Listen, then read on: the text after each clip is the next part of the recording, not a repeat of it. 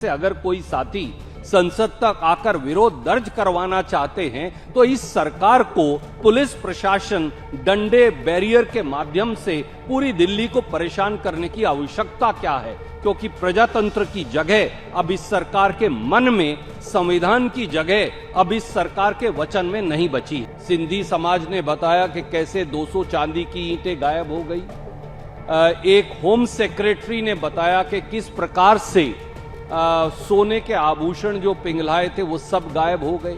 करोड़ों बच्चों का भविष्य लूट लिया गया। करोड़ों बच्चों को नीट और रीनीट में बार बार हेराफेरी का शिकार होना पड़ा। राहुल गांधी जी छात्रों की गूंज कर रहे हैं, पर छात्रों की गूंज इस सरकार के मन तक क्यों नहीं पहुंचती। आज देश बड़ी विकट परिस्थिति में खड़ा है। देश का दुर्भाग्य है कि सत्तासीन सरकार सत्ता के नशे में इतनी चूर है कि उसे परवाह नहीं। भगवान श्री राम मंदिर के मामले में आस्था पर जो डकैती हुई, दान की जो चोरी हुई, चंदा चोरी हुई, खुलेआम लूट हुई, उस पर सरकार का क्या जवाब है।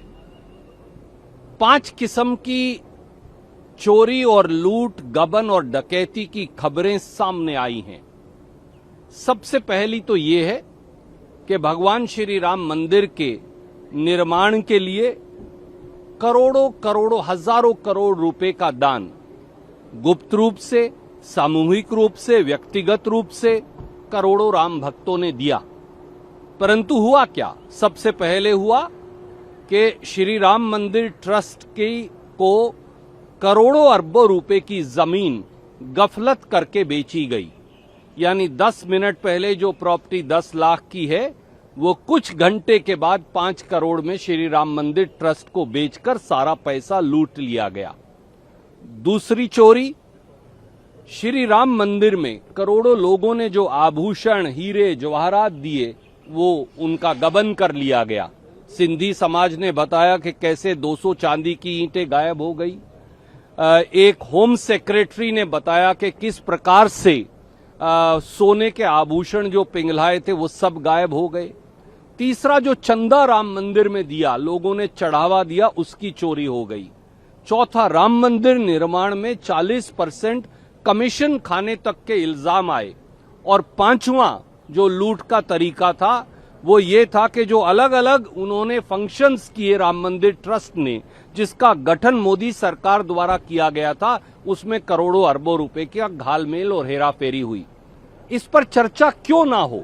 क्योंकि सुप्रीम कोर्ट के आदेश से सरकार ने 2020 में ये ट्रस्ट बनाया था। अब जवाबदेही भी सरकार की है।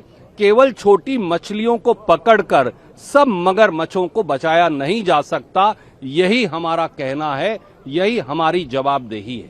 सर, वंदे मातरम बिल आ जा रहा है, क्या कहेंगे इसको लेकर? जिस तरीके से देखिए, सबसे पहले सरकार को नीट पर जवाब देना चाहिए, सरकार को राम मंदिर चोरी पर जवाब देना चाहिए, उसके बाद ही कोई और बिल पर चर्चा हो।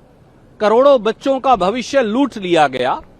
करोड़ों बच्चों को नीट और रीनीट में बार बार हेराफेरी का शिकार होना पड़ा। राहुल गांधी जी छात्रों की गूंज कर रहे हैं, पर छात्रों की गूंज इस सरकार के मन तक क्यों नहीं पहुंचती। ये वो सब सवाल हैं जिनका जवाब हम मांगेंगे किसी भी और बिल पर चर्चा से पहले। से पार्लियामेंट की तरफ एक मार्च निकाला जा रहा है। सोनम वांगचुक जी को जिस प्रकार से गिरफ्तार किया गया, जिस प्रकार से उनके परिवार को उनसे मिलने से रोका गया, जिस प्रकार से उनको रिहा नहीं किया जा रहा, ये सब लोग क्या उठा रहे हैं? वही जो कांग्रेस, राहुल गांधी जी और इस देश के छात्र कह रहे हैं कि नीट रीनीट हो या लगभग 7.5 करोड़ बच्चों का भविष्य लूटा गया हो 150 से ज्यादा पेपर लीक से।